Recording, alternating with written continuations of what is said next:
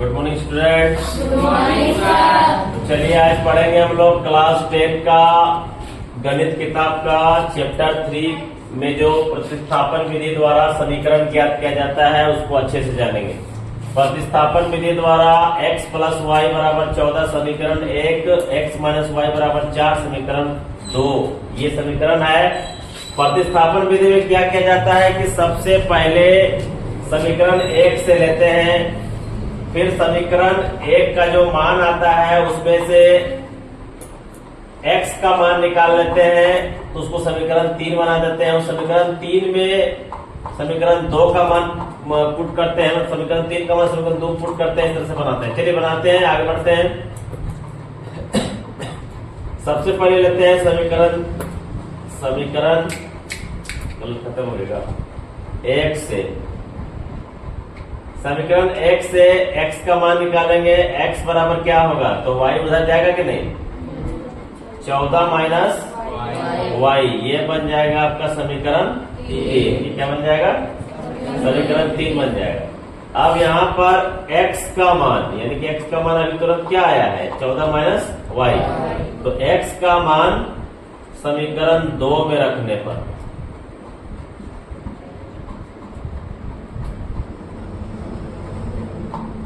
यानी x का जो मान यहाँ अभी नया ढिपल आया है वो आपका समीकरण 2 में रखेंगे। क्योंकि x का मान कहां से लाए हैं, समीकरण 1 से लाए हैं, इसीलिए समीकरण 1 में नहीं रख सकते, समीकरण 2 में रखना होगा। तो समीकरण 2 क्या है आपके पास समीकरण 2 जो है वो है x माइनस वाई बराबर 4। तो x का मान कितना लाए हैं आप, 14 माइनस वाई, यानी पहले से कितना है माइनस वाई बराबर 4। अब ये देखिए 14 माइनस वाई मिलके क्या हो जाएगा -2y होगा ना, जुड़ जाएगा ना, बराबर 4। तो -2y बराबर हो जाएगा 4 और ये 14 उठ के उधर जाएगा तो -14 हो जाएगा, होगा कि नहीं होगा। तो अब यहाँ क्या हो जाएगा, तो हो जाएगा y बराबर 14 में 4 जाएगा तो क्या बचेगा -10 बचेगा ना। और यहाँ क्या है -2 है, गुना वाला भागा हो जाएगा ना, ये गुना वाला यहाँ के भागा हो जाएगा, माइनस माइनस कट जाएगा, 2 बचे 10 कट जाएगा। आपके पास जो उत्तर आएगा y बराबर क्या आएगा 5 आएगा। ठीक है, y बराबर आंसर आ गया। अब हम लोग क्या करेंगे, इस y का मान अब y का मान ये जो y का मान आया है, लिखोगे y का मान कहाँ पे लेना है, समीकरण 3 में लेना है। 1 का काम किए पहले, फिर 2 का काम किए, और किसका काम करेंगे 3 का। y का मान समीकरण 3 में रखने पर, समीकरण 3 में रखने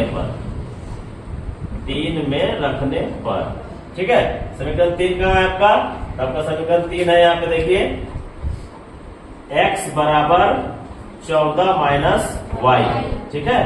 हम लोग क्या करेंगे, y का मान आया ना भाई, तो यहाँ कर देंगे 14 माइनस y का मान कितना आया है 5, यानी कितना उत्तर आएगा 9। इसीलिए x बराबर आपका उत्तर 9 और y बराबर आपका उत्तर 5। कोई दिक्कत है बोलिए। फिर से एक बार समझ लीजिए, पहले समीकरण 1 से लिए, x का मान ले लिए, x का मान निकालेंगे तो क्या होगा, ये जो y है उठ के उधर चला जाएगा तो 14 माइनस y हो जाएगा। उसके बाद क्या करेंगे, ये जो मान अभी आया है एकदम धिपल, ये मान हम लोग समीकरण 2 में रखेंगे, क्योंकि अभी समीकरण 1 का काम हम कर चुके हैं, समीकरण 1 को टच कर चुके हैं, तो समीकरण 2 में लेंगे। तो x का मान समीकरण 2 में रखने पर सूत्र आपका जो समीकरण आपके पास है वो क्या है, x माइनस वाई बराबर 4, x माइनस वाई बराबर 4 लिख देंगे। जो x का मान जो ये आया हुआ है आपका, x का मान जो ये आया हुआ है, ये जो आया हुआ है x का मान, इस मान को हम यहाँ पुट करेंगे इस x के बदले, ठीक है ना।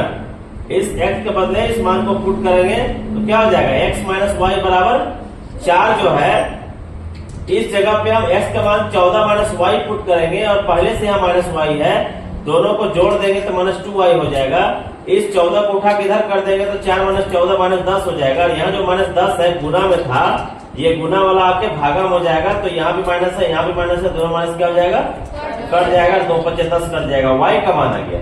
अब इस y का मान समीकरण 3 में रखेंगे। याद रखिए, पहले समीकरण 1 का काम किए, फिर समीकरण 2 का काम किए, फिर समीकरण 3 का काम करेंगे हम लोग। तो y का मान समीकरण 3 में रखने पर x या समीकरण 3x बराबर 14 माइनस वाई, तो लिख लेंगे 14 माइनस वाई।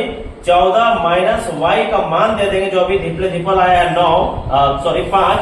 तो 14 माइनस 5 बराबर कितना हो जाएगा? 9। 14 5 जाएगा 9 बचेगा ना। तो x का मान आपका 9 आ गया, y का मान 5। कोई दिक्कत?